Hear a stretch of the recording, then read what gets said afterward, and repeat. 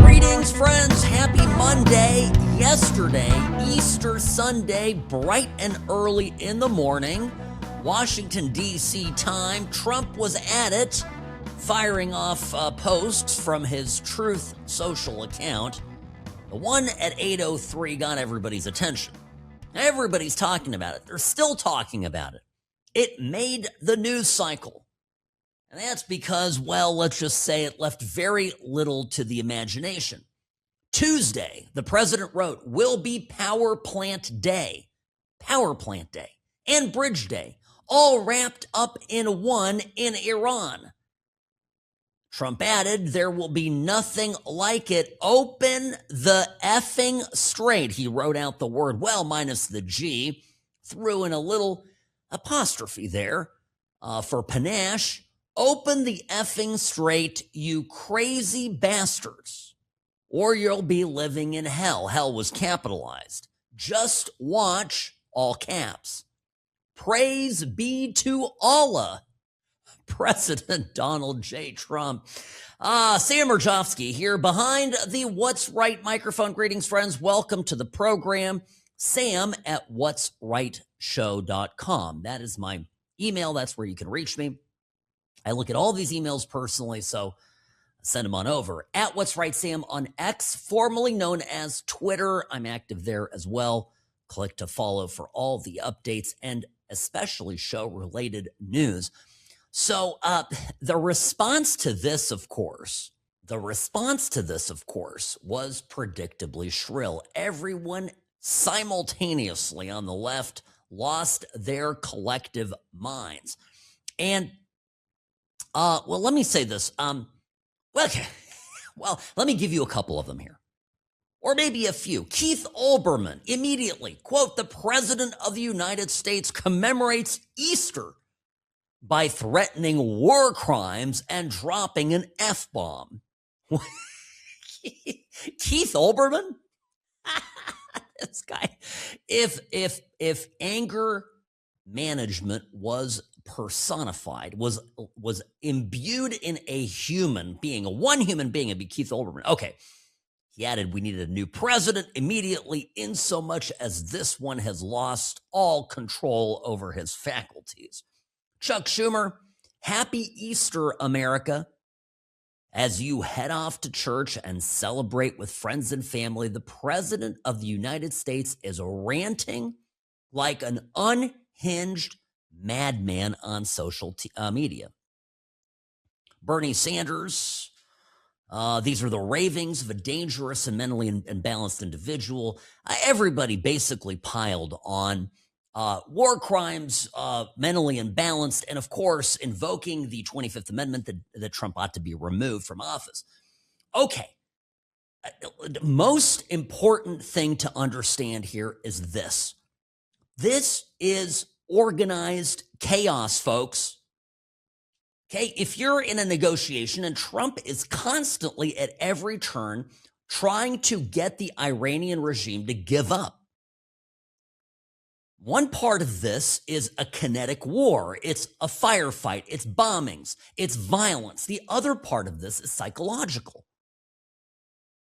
And you can accomplish a lot with psychology, particularly with the kinetic stuff going on.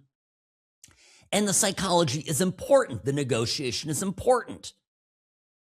And what's going on here is I don't know if people are being deliberately obtuse, or they're just dumb, or they're TDS afflicted, or all of the above.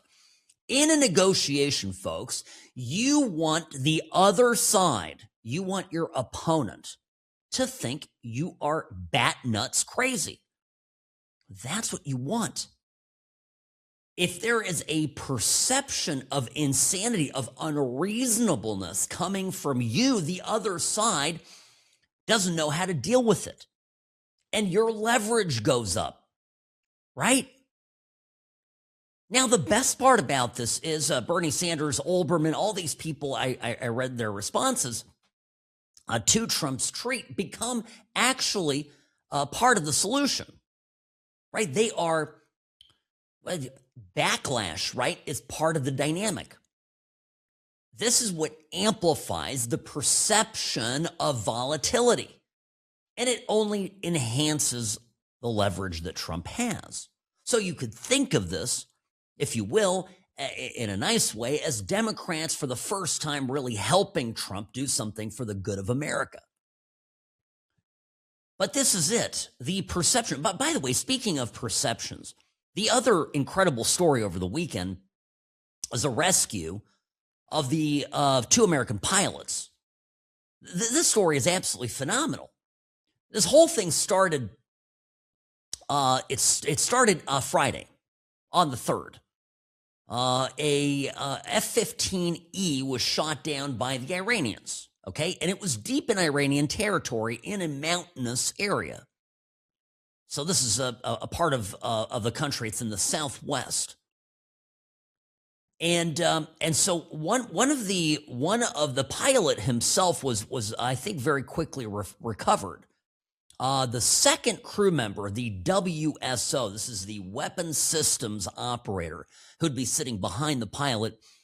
He remained unrecovered, and they started searching during the day, and it ultimately lasted well into Saturday evening. And this guy evaded capture. He's being described as a U.S. Air Force colonel, all right, and remained hidden for 24 hours. Some people say as much as 48 hours. He was injured. Now, the IRGC, the Iranians, this is perhaps one of the bigger takeaways from this. The Iranians, for them to be able to obtain one American hostage in this crisis could literally change the next 20 moves in this war. It would be an enormous advantage. If you are the Iranian regime, this is, and it was Easter yesterday, so let me just extend this metaphor. You're going to put all your eggs in that basket, all right? All of them. You're going to find this guy. And they didn't. And you know what? The same people that continue to talk down our country and continue to spread this narrative, which I'm not discounting, right? I understand that the mountains of Iran are, certainly an advantage, a home court advantage for the Iranian regime. The mountains of Afghanistan were deeply troublesome and problematic for U.S. troops. I'm not discounting this, right? But they keep telling us that the regime is this, that, and the other, that they've got these advanced capabilities, that they can do all this stuff. The one place where they still have an advantage, quote unquote, because they've lost all, air power, the U.S. forces, U.S. Air Force has complete, it seems to me, air superiority and dominance over the skies of Iran.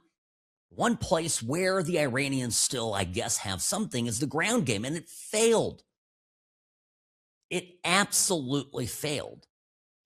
So the Navy SEALs, Team 6 went in.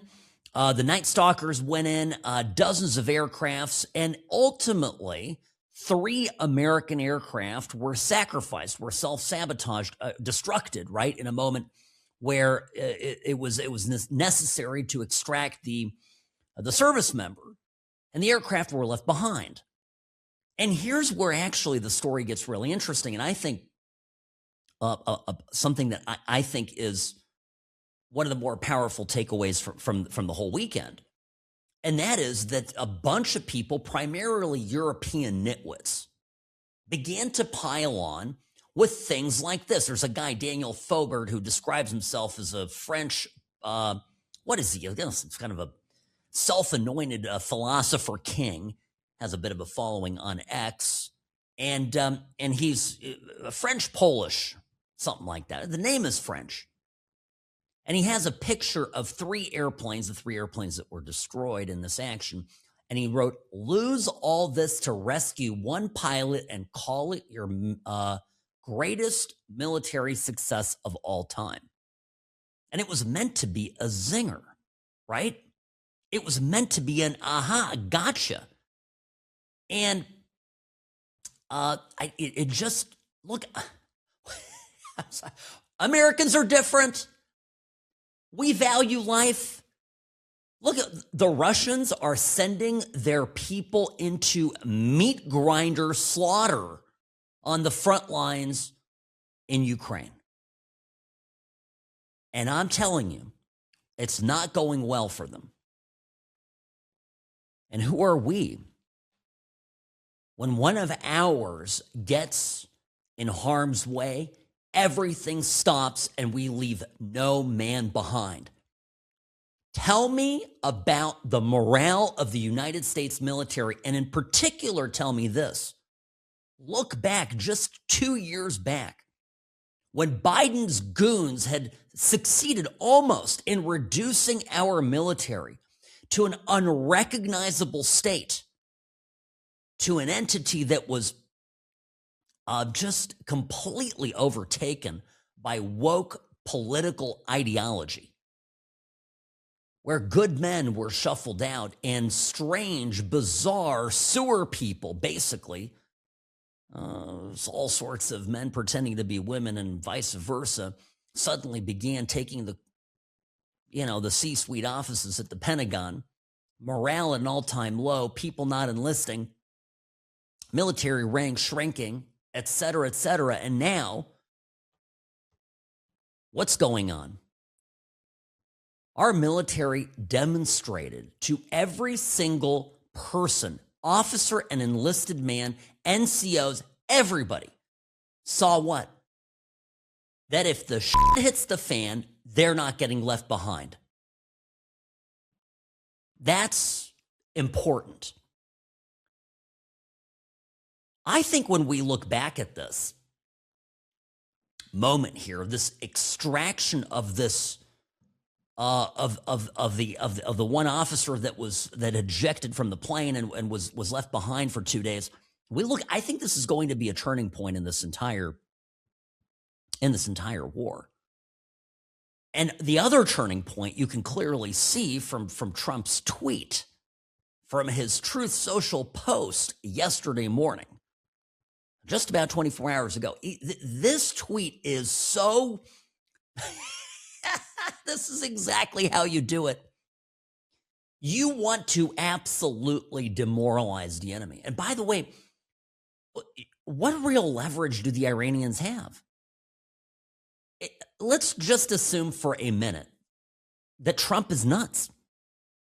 Let's assume that every single news show that played last night, every single national news program that had some idiot Democrat come up and say, oh my gosh, Trump is losing his marbles. I can't believe he's got his hand on the nuclear finger on the nuclear button. And oh my God.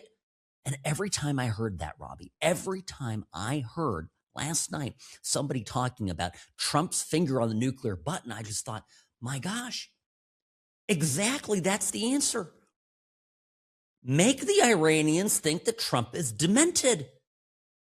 By the way, I think this is what explains Trump going into hiding and deliberately not going down at Mar-a-Lago. Keep everybody guessing. What's happening? Is it a strike? Is it Trump dying? Is he going to Walter Reed? What's going on? Who's really running things? If you are out to save your country yourself, your hide, right? Imagine you're one of these Iranian generals. You're saving your hide. All your friends are dead. Your colleagues are dead. Your boss is dead. His boss is dead. Everybody's dead. And you're sitting around, you going, I don't know what's going on. And now listen, I'm not one to say that these guys are not smart. They're very smart people. There's some amount of game theory involved. And how do you game this out? How do you project where this is going? You can't. And that's the best part of it. They're sitting around and they might be watching CBS News or ABC, and they're watching Mehdi Hassan, puddle himself over Trump being a non-compos mentis and his hand on the nuclear buttons, and they're thinking, oh my gosh, what if he nukes us? He's crazy enough to do it. Nobody would ever believe Joe Biden would nuke anybody. Nobody would believe that George Bush, the Christian man, you're doing the right thing, we're nation building, we're here to bring democracy, was going to drop a nuke on Iraq. What if we had done that? Now, hear me out here. I'm not actually advocating for dropping a nuke on Iran, all right? But hear me out. What's the objective here?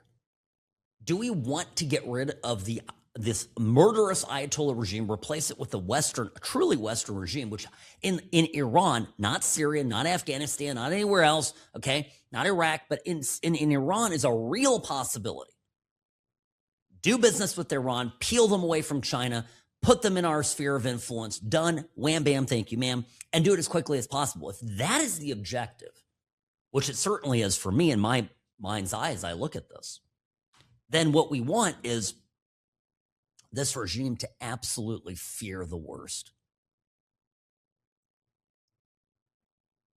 And I know what they're going to say. By the way, I know what they're going to say. If Trump backs off of this in 2 hours from now, if he backs off of it and he says, well, you know what, you get another day, they're going to say, oh, he tacoed. He changed his mind. He chickened out. But it just wears the other side down.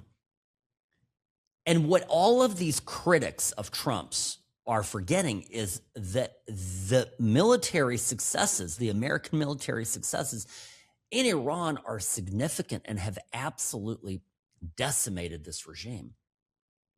This regime, 40 days ago, because remember we're in this now, I think 38 days is the length of this campaign so far. So it's very early still. 38 days into this mission, but I mean, look at where we've come. 40 days ago, if we'd lost a pilot over Iran, we probably would have lost him. Not anymore. And yet there are people in our country who continue to talk down America. And I get it. We can have differences of opinion as to whether we should have gone into this or not. And I respect that.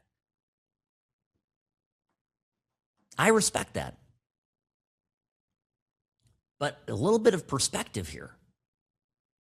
We're day 38 in this. What was Operation Desert Storm, Robbie? What was that? Because that was called a huge, lasting military success. That was 43 days. And we lost, I want to say we lost over 70 aircraft in that, all right? Best tally so far is 20 to 25 lost or damaged. So I'm just putting this into a little bit of perspective, all right? An Iranian who's tracking all this, writing some different posts. As an Iranian watching this rescue mission unfold, I was praying the American pilot would make it out alive, not just for him, but so that the Islamic Republic could not use him as a bargaining chip or claim some twisted victory. Your government, he writes to us here in the U.S., sends special elite forces, $1 million aircraft moved heaven and earth to bring one American home. No hesitation, no excuses.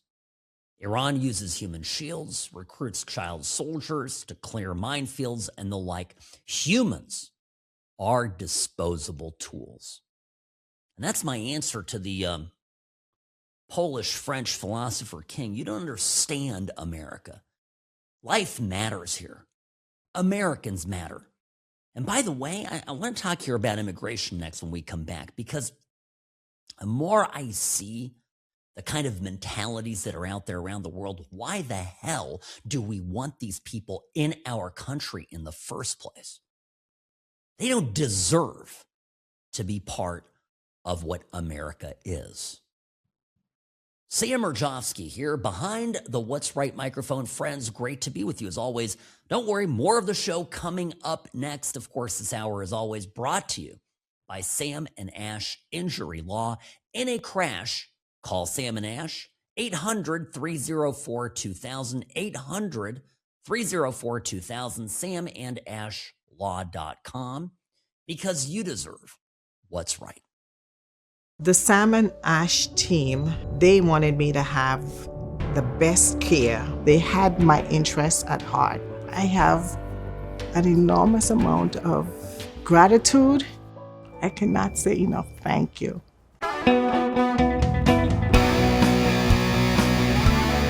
Rarely wrong, always right. Sam Rajovsky here behind the What's Right microphone. Folks, a word about what to do if you're in an accident, if you get injured, whether it's something small or life-changing. In either event, get a solid lawyer as soon as possible. Sam and Ash Injury Law, the firm that will help you through your worst moments. And it might actually seem, and this is what a lot of people don't realize, sometimes a case may seem even trivial, or it may seem like something that you'll just handle on your own. And then you start talking to the insurance company, you start giving them everything that they want, you do everything right, and find out weeks, maybe months later, that they've taken you for a ride. Don't have that happen to you. Sam and Ash Law is a quick phone call away. 800 304 2000. 1 800 304 2000. samandashlaw.com. No recovery, no fee, no money up front. Just a friendly phone call with real people that care. samandashlaw.com, because you deserve what's right. Folks, Marco Rubio over the weekend, I have to tell you about this, sent packing foreign nationals, couple of Iranian ladies who had green cards. Now, this is spectacular. Okay, the green cards. Okay, first of all, these two. This was a niece of Soleimani's, the Iranian general who Trump took out in his first term, who was, by all accounts, living lavishly in Los Angeles, in Southern California, had an Instagram account, was posting pictures of herself. Look, I'm not a prude, but scantily clad, I think would be a best way to describe this. Right? She's posting up a bunch of pictures with basically most of her stuff hanging out for everybody to see. And why is this important? Well, she's also posting anti-American stuff. She's posting messages of support for the IRGC, for the Iranian regime. She clearly is, it seems to me, I don't know if she's got some high-flying job, a lot of partying going on, a lot of money, a lot of wealth, presumably getting financial support from the Iranian regime. And it's troublesome if for no other reason than this regime, if she were to dress like this in Tehran and were not affiliated with any party power people, she'd get picked up, she'd get beaten, she'd get arrested, obviously, sent to prison, or worse. But instead, she's yucking it up in our country. She's taking the benefits of the United States of America and living high on the hog like this. And that is, well, this is as part of a broader problem, right? We have, and for some reason, the last administration in particular really wanted to encourage people to come here and help people come here, reside here, get permanent residency status here in the United States, who are fiercely anti-American. And when I say anti-American, they're anti-American in the conservative sense of the word, because if you consider what the Democrats want with this country, it's they want to change what the idea of what America is, right? In the last 4 years, and it started even before that, under Obama even, it started to be a thing. If you presumed that somebody was conservative, that somebody was a Republican, if they had an American flag in their backyard. Think about that. Patriotism is above politics, always should be, always was. And we need to get back to this. But we have people in this country with the left, a large chunk of the left really think that the idea of American exceptionalism is in and of itself some sort of, decadent and degraded, nationalistic idea that has to be trampled down. Where America, and again, this started under Obama, and the Obama people, of course, ended up in the Biden administration behind the scenes, where they really believe that America should be just one of many co-equal, or frankly, less than co-equal, power partners in the world. And that's why it was so upsetting when Tucker Carlson, this is where the woke left and the woke right meet up and dance a little dance together. Remember when he had that Chinese guy, that professor who was taken back to China and then sent back to the West, sent back to Canada, now in the US lecturing everybody about how, Iran and China and the US and Europe, we should all, share power on the global stage. We should all get along. Somehow magically, us laying down our arms, I think, benefits China and Iran, but, go figure. But that's how the left thinks. So unfortunately, now we have people even on our side, like Tucker Carlson, our side, and I'm putting some air quotes on that, people on the right who are supporting this kind of nonsense. So I'm all for, okay? I am all for if somebody here has a green card, and even if somebody here has been naturalized, has acquired U.S. citizenship, and it's later proven that they've misled America, that they've misled the Department of State, if they have lied in any way, shape, or form, if they have ties to our enemies abroad, then these people ought to go. So what happened is, basically Marco Rubio, State Department, instructed ICE to gather these ladies up and slapped them in cuffs and hauled them off to an ICE facility and see you later, you're gone. People are freaking out about this. And listen, there's another story here, and it's not happening here in the US. It's happening in the UK.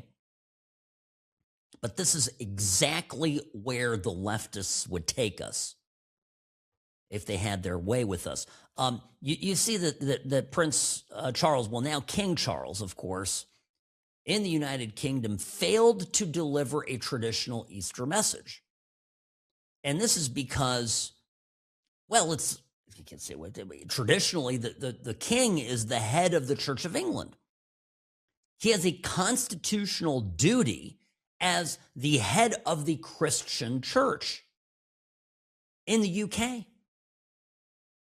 But they've become so woke over there, and this family, this royal family has just degenerated to the point where they are so busy crawling up Islam's rear end that they are abdicating, and I use that word very specifically and with the historical context behind it, they are abdicating, Charles is at least, his constitutional duties to the throne of England. And this is what happened, by the way. People there are fed up. And as they were attending Easter services in London, going to the cathedral there, all the police lined up, cordoned off, the public's, held back from this kind of police protection in the lot. You can hear that there were people very displeased with the royals. Listen.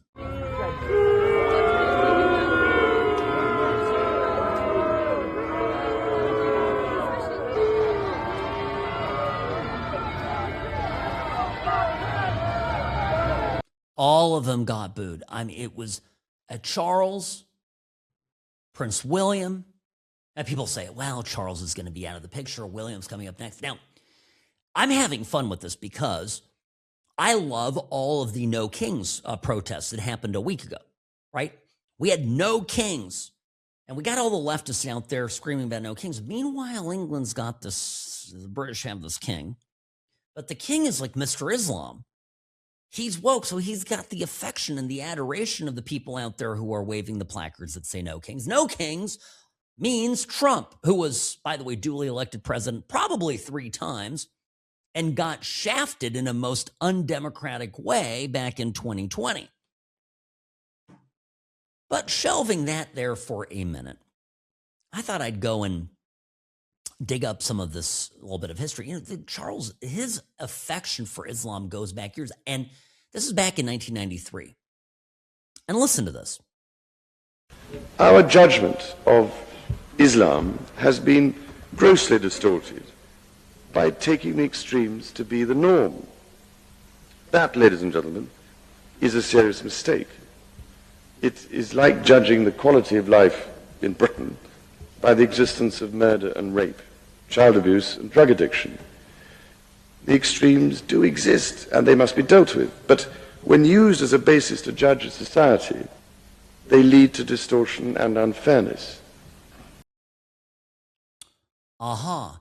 So I see. So Islam, we're judging a few rapes that Islam has committed. By the way, since then Prince Charles delivered these remarks, we ended up with the decades of rape scandals across Great Britain that were largely, almost entirely, were dismissed, were hidden by the authorities. And why? Because it just overwhelmingly involved Muslims raping girls, many of them underage. This is vile stuff. You know, this whole talk, by the way, he went on and on, and he says, yeah, my own understanding, this is what Charles said later, my own understanding is that the extremes are rarely practiced. Well, okay, well, if you're a victim of a murder, of a rape, of some behavior that is not just tolerated, but is encouraged under Sharia law as a way of treating non-believers, meaning anybody who isn't an adherent of the religion, might you feel a little bit differently about this? In other words, the reason I'm bringing all this up is we have been, as a society, and I mean this in the US, in Europe, in all the Western world, we have been exposed to great harm via people who absolutely believe that our society is bad, that Christendom is bad, that Western civilization is bad, that whiteness is bad, that men are bad. And this virus has infected people, many of them in leading positions, whether they're politicians, presidents, monarchs, college professors, people of great power and of great influence have been affected by this. And these are also people who, by and large, are completely immune from the downstream negative effects of their poor policies, right? I mean, King Charles is never going to have a granddaughter or a great-granddaughter who is raped by a Muslim gang member. And gang member, by the way, it's not even that. I mean, this is just a bunch of pedophiles hanging around, and then they wouldn't get arrested because the police were afraid that, well, it's going to make the Muslims look bad. This is all a matter of public record, right? It's actually much worse even than I'm making it sound. Go read the transcripts. And by the way, now the latest scandal is the Star Wars people are deleting all the entire record because it's so embarrassing and humiliating. They want to literally burn history because it does not comport with and does not support their open border policies. This is big. You know who's even a bigger idiot than Charles? Prince William. People seem to like this guy. He's a flippin' idiot. Listen. The Muslim community showed the world the true face of Islam as a religion of peace and understanding. I was very moved by the stories of the great distances that your friends and families travelled to support you in your time of need, even when your previous connections had not always been frequent.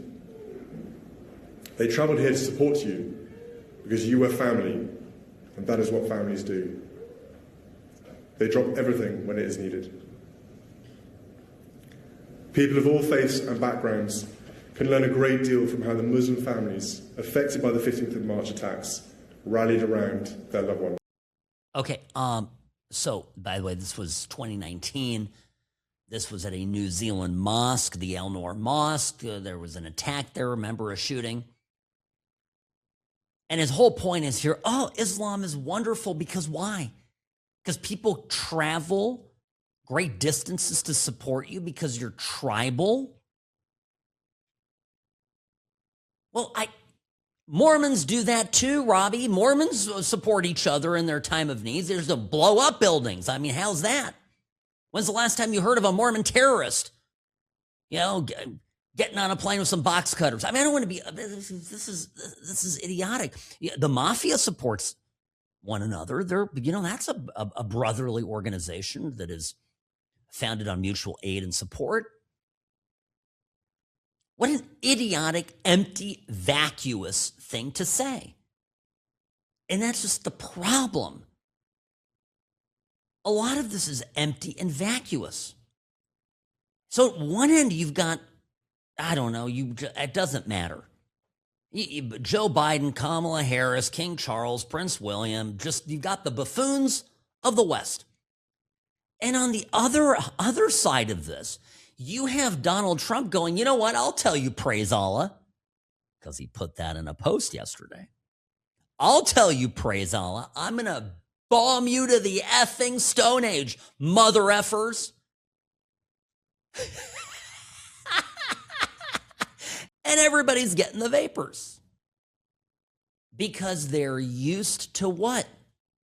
They're used to just, we're gonna accommodate everybody and feel good. And, I love diversity. Oh, my goodness. Oh, my God. You can't just attack everyone. Oh, my God. I mean, yeah, we've been taking it up the rear end from the Iranians and their terror proxies for the better part of 50 years. But along comes Donald Trump and says, mother effers, and drops some F-bombs. And all of a sudden, everybody's just, clutching their pearls. I'm headed to Europe later this month, Robbie, and I can't wait to have this conversation because people always stop me, my friends and business partners, people that I interact with when I'm in Europe, and I say, Sam, what is going on? What do you make of this? And they expect me, if they don't know me well, they expect me to say, I'm just so sorry on behalf of America. And instead, what am I going to say? By the way, I'm going to say, I always bring this up. Ever since Trump got into office and NATO, right?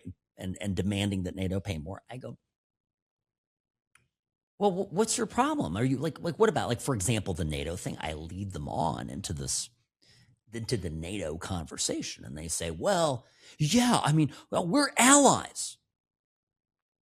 And I said, well, can you look me in the eye and tell me why my tax dollars, and I pay a lot of money in taxes, why my tax dollars are subsidizing you and your defense, your security, while you spend money like drunken whores on social programs, benefits, importing half of the most worthless people from the Middle East, setting them up here, giving them free apartments and God knows what else.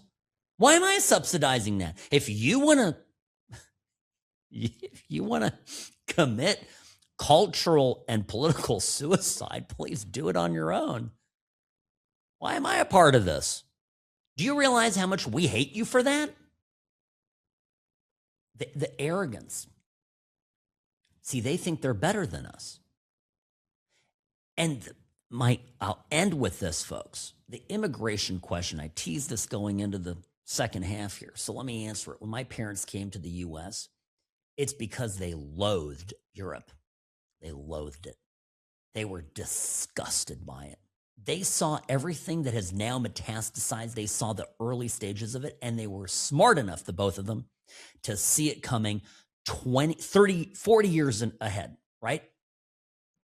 And so they fled to the one free country in the world where they knew they could be safe. America.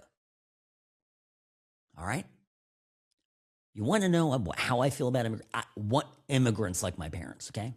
And there are a lot of people like that have come here to America, emigrated here, embracing American exceptionalism, the freedom that is America, and they don't look back.